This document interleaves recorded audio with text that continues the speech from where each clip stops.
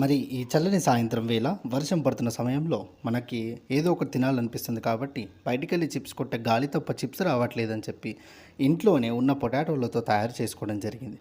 దాంట్లో తగినంత ఉప్పు కారం వేసి అలా కళ్ళు తిరిగేంత వరకు తిప్పుకోవడం జరిగింది.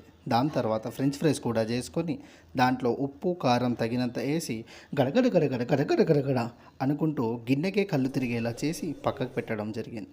తర్వాత రెండింటిని హాట్ పాట్లో వేసుకొని ఫీడ్బ్యాక్ తీసుకునే టైం వచ్చింది కాబట్టి అలా మా మమ్మీ ఫీడ్బ్యాక్ ఇచ్చిన తర్వాత నన్ను నేను భుజం తట్టుకుని ఉన్నయాన్ని మేయడం జరిగింది. What is this?